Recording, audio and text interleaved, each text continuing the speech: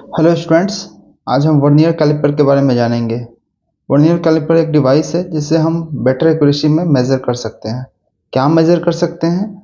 जैसे आप मान लो ये स्फेरिकल बॉल है, इसका आपको आउटर डायमीटर फाइंड आउट करना है, या एक सिलेंडर है जिसका इनर डायमीटर फाइंड आउट करना है, तो ये आप इससे मेज़र कर सकते हो। या फिर किसी इंस्ट्रूमेंट्स का डेप्थ मेज़र करना है। उसी तरह तो इस तरह से आपका एक्सटर्नल जॉ जो है वो हेल्प करता है आउटर डायमीटर फाइंड आउट करने में। इंटरनल जॉ जो है वो हेल्प करता है वो आपका इंटरनल मेजरमेंट करने में। और डेप्थ के लिए होता है मेटालिक स्ट्रिप, जो आपको ये निकला हुआ हिस्सा दिख रहा है, इसको मेटालिक स्ट्रिप बोलते हैं। ठीक है, तो ये जो अंदर का पोर्शन है, ये पोर्शन जो है ये मेन स्केल है। एंड ये वाला जो पोर्शन है जो दिख रहा है, इसे वर्नियर स्केल बोलते हैं।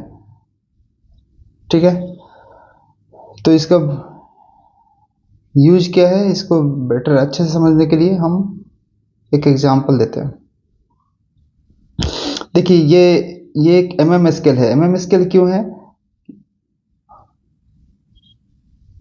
क्योंकि इसमें आप एमएम के एक्यूरेसी तक आप मेजरमेंट कर सकते हो। जैसे सपोज करो मैं इसको मेजर करके बताऊं कि ये कितना होगा, तो अप्रोक्सीमेटली आप बोल सकते हो कि 3.4 से लेके 3.5 तक के बीच में लाई करेगा। तो डेसिमल के बाद वाला जो डिजिट है ये आपका एमएम में है। इसका मतलब क्या, एमएम तक आप बेटर एक्यूरेसी दे पा रहे हो। मतलब अगर ये आपका रेंज हुआ, इस तक आपको मेजरमेंट मिल जाएगा। सिमिलरली अगर मैं इसमें देखूं तो ये आपका सेंटीमीटर स्केल है। सेंटीमीटर स्केल है मतलब क्या, अगर मैं यहाँ पर देखूं तो ये कहाँ पे है, 7 to 8 सेंटीमीटर के बीच में लाई कर रहा है। बट मुझे एग्जैक्टली नहीं पता कि 7 और 8 के बीच में कहाँ लाई कर रहा है। तो मतलब मैं बोल सकता हूँ कि ये 1 सेंटीमीटर का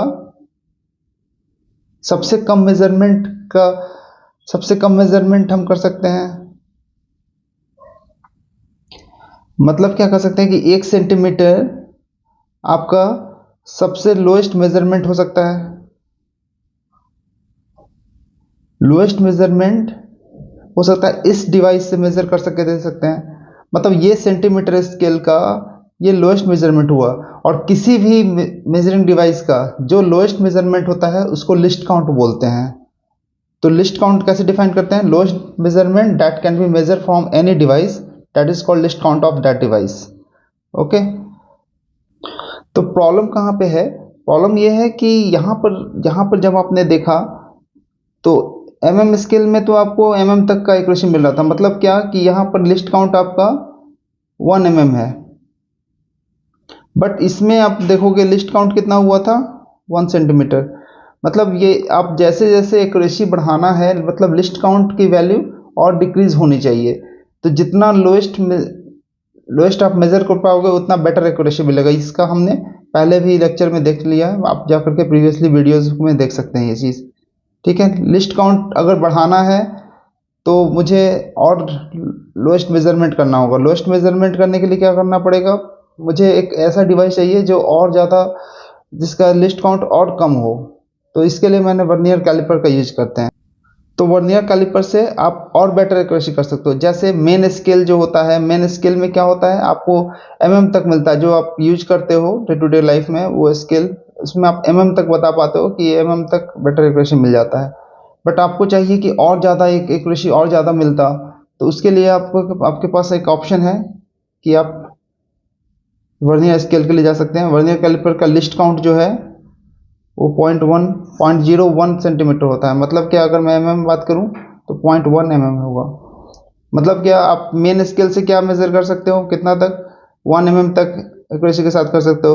वर्नियर स्केल से आप और ज़्यादा डेप्थ में जा सकते हो, मतलब 0.1 mm तक भी मेजर कर सकते हो।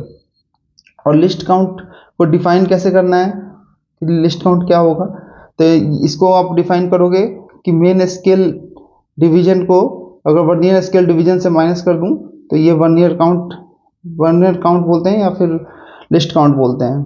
ठीक है, यहाँ पर देखिए, इसको समझाने के लिए, बेटर समझाने के लिए मैंने ये दिखाया है कि ये मेन स्केल है। मेन स्केल में देखिए ये 0 से लेकर के ये 10 तक गया है। और अगर मैं इसी को वर्नियर स्केल में देखूं तो इसका 0 से 10 तक मेन स्केल के 9 रीडिंग तक ही में ख़त्म हो जा रहा है। तो अगर मैं लिखना चाहूँ तो मैं ये लिख सकता हूँ कि 10 डिवीज़न वर्नियर स्केल का इक्विवेलेंट होगा 9 डिवीज़न मेन स्केल डिवीज़न का। देखिए ये मेन स्केल डिवीज़न है, ये मेन स्केल है और ये वाला आपका वर्नियर स्केल है।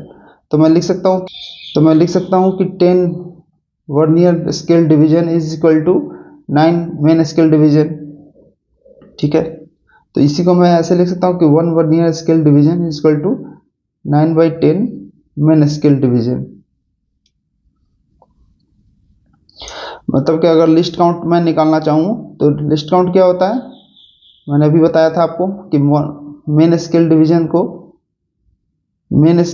को जब आप माइनस करते हो वर्नियर स्केल डिवीज़न से तो वो आपका वर्नियर काउंट या लिस्ट काउंट देता है। तो अगर लिस्ट काउंट निकालना चाहूँ तो 1 main scale division minus 1 vernier scale division. यहाँ से आप निकाल सकते हो कि 1 वर्नियर स्केल डिवीज़न और 9/10 मेन स्केल डिवीज़न। तो यहाँ से आपकी वैल्यूज आ रही है 1/10 main scale division.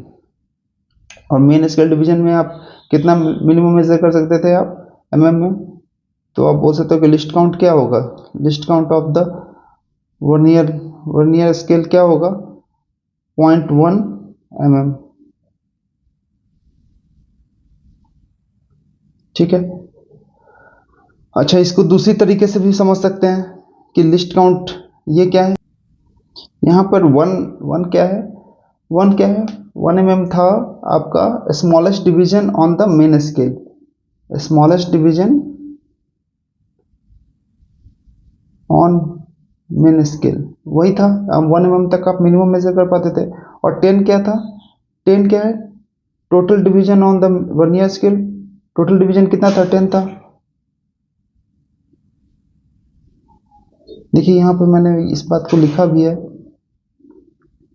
Smallest division on the main scale upon number of division on the vernier scale. इसको क्या बोलते हैं, लिस्ट काउंट या वर्नियर कांस्टेंट बोलते हैं। ठीक है, तो ये बात क्लियर हो गई। अच्छा कभी कभी आपको मेज़र करने के लिए आता है कि आप मेज़र करके बताओ कि ये है कितना। तो आप क्या करोगे, जैसे ये आपका वर्नियर स्केल है और ये आपका मेन स्केल है, सपोज करो ये mm में आपका दे रखा है, तो यहाँ पर आपको मेज़र करना है। तो आप क्या करेंगे, आप जहाँ तक आपको एक्यूरेटली दिख रहा है वहाँ तक आप मेज़र करो। सपोज करो आप एक्यूरेटली कहाँ तक दिख रहा है, ये 41, 42, 43, 44 के बाद का मुझे आपको नहीं पता बीच में कहाँ लाई कर रहा है। तो आप क्या देखोगे कि वर्नियर स्केल पे कहाँ जा करके ये कॉन्साइड कर रहा है मेन स्केल से। तो यहाँ देखो ये पॉइंट पे ये दोनों पॉइंट कॉन्साइड कर रहा है। तो आपको ये कितना चल के जाना पड़ा वर्नियर स्केल में, तो ये इसमें देखो 1 2 3 4 5 6 काउंट करना। तो मतलब यहाँ पर वैल्यू जो लिखना है, तो यहाँ पर ये जो एन कैपिटल एन है, कैपिटल एन विल बी कि कहाँ तक आप मेन स्केल पर देख पाए हो। तो this will be what 44 plus n की वैल्यू क्या होगी, एन आपने वर्नियर स्केल पे कितना काउंट किया जिसके बाद आपको ये कॉन्सिडेंस होता हुआ दिखा, कॉन्साइड होता हुआ दिखा मेन स्केल से। तो आपको कितना दिखा, ये 6 डिजिट तक गया था। और इसका लिस्ट काउंट क्या होगा, तो लिस्ट काउंट आप जानते हो सारा अगर mm में है तो 0.1 mm मतलब 44 प्लस 0.6 44.6 mm, ये आपको मेजर हो गया। तो इसका मतलब क्या, आप पहले आप 44 45 के बीच में मान रहे थे कि ये लाई कर रहा है 44 और 45 के बीच में, बट कितना अंदर लाई कर रहा है। बेटर एक्यूरेसी मिलने के लिए आपको एक चीज़ समझ में आया कि वर्नियर स्केल से और डेप्थ में जाकर के मेजर कर सकते हैं।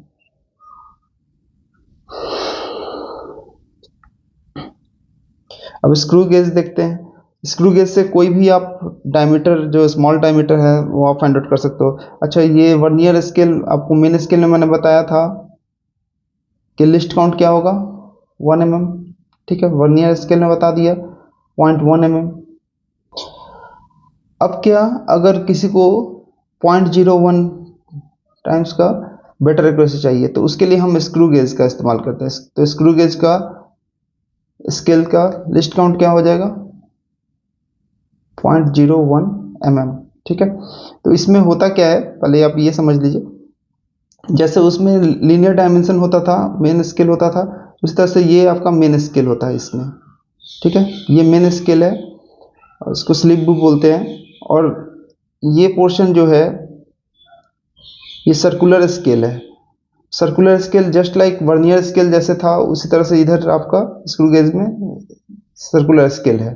ठीक है, तो इसमें भी वैसे ही फाइंड आउट करेंगे आप। पहले लीनियर स्केल से आप मेजर करोगे, जो मेन स्केल है उससे आप मेजर करोगे, उसके बाद जो नहीं दिखता है वो पार्ट आपका सर्कुलर पार्ट में दिखेगा।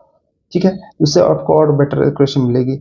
ये एनविल और स्पिंडल के बीच में आप ऑब्जेक्ट को लाई करते हो, जिसका आपको मेजरमेंट करना है, और यू शेप का ये बॉडी होता है, और ये रैचेट होता है। रैचेट के हेल्प से हम स्पिंडल को मूव कराते हैं टू एंड फ्रो। ठीक है, तो जितना आपको चाहिए होगा उस हिसाब से आप एडजस्ट कर सकते हो। पिच, पिच क्या होता है, पिच क्या होगा कि लीनियर मूवमेंट में कितना डिस्टेंस कवर करता है, ये लीनियर मेन स्केल पे कितना डिस्टेंस कवर करेगा अगर मैं इस सर्कुलर स्केल को एक पूरा रेवोल्यूशन रोटेट कराऊं तो। ठीक है, तो ये आपका पिच होता है। इसी बात को मैंने वर्ड्स में भी लिखा है। आप ये देखिए, ये इसकी बेटर एक्यूरेसी सेंटीमीटर में है, मैंने आपको एमएम में बताया था 0.01 mm। स्क्रू गेज और स्फेरोमीटर दोनों ही डिवाइस जो होता है वो प्रिंसिपल किस पे काम करता है, वो माइक्रोमीटर के प्रिंसिपल पे काम करता है। फिर लीनियर डिस्टेंस जितना मूव करता है एक कंप्लीट रिवोल्यूशन के लिए, उसको बोलते हैं पिच ऑफ द। ठीक है, तो ये आप distance between the two conjugative threads measured along the axis of the screw, इसको भी बोलते हैं हम। और ज़्यादातर केसेस में ये 1 या 0.1 0.5 mm के बराबर होता है। तो अगर मुझे लिस्ट काउंट निकालना रहेगा तो लिस्ट काउंट कैसे निकलेगा कि pitch upon total number of division on the circular scale. तो ज़्यादातर केसेस में सर्कुलर स्केल में 100 डिवीजन होते हैं। तो मान लीजिए पिच आपका 1 mm है, और आपका अगर अगर सर्कुलर स्केल में 100 डिवीजन है तो 100 से डिवाइड कर दिया, तो आपकी एक्यूरेसी आ गई कितनी, 0.01 mm। देखिए, ये आपका लिस्ट काउंट हो गया।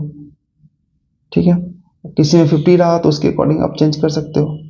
अब मुझे अगर इसकी रीडिंग फाइंड आउट करनी है तो फिर से हम वही काम करेंगे। जैसे देखिए, यहाँ पर अगर मैं देखूँ तो ये 1 हो गया, ये 2 हो गया, ये 3 हो गया, ये 4 हो गया। इसी तरह से अगर मैं और इधर देखूँ डेप्थ में तो 0.5 हो गया, ये 1.5 हो गया, ये 2.5 हो गया, ये 3.5 हो गया, ये 4.5 हो गया, ये 5.5 हो गया, ये 6.5 हो गया, ये 7.5 हो गया, ये 6 हो गया, 7 हो गया। तो मान लीजिए आपको चाहिए कि ये इसके बाद कितना रीडिंग है, तो आपको ये नहीं पता चल रहा, बट ये पता है आपको कि ये 7.5 तक गया है। तो यहाँ पर n की वैल्यू, कैपिटल N की वैल्यू कितनी होगी, 7.5। स्मॉल n की वैल्यू कैसे निकालेंगे कि आप इस पे काउंट करो, ये आपका सर्कुलर स्केल है, इस पे काउंट करो कि 0 से कितना तक ये मैच कर रहा है ये मेन स्केल के साथ। ये देखो 25 यहाँ तक है, तो ये आपका 24 हो जाएगा। तो 24 डिवीजन तक कॉन्सिडेंस करता है, कॉन्साइड करता है किससे, आपका मेन स्केल से। ठीक है, और लिस्ट काउंट आपको बताया था, क्योंकि ये आप सारा mm में मेजर कर रहे हो, तो 0.01 mm। तो यहाँ से 7.5 प्लस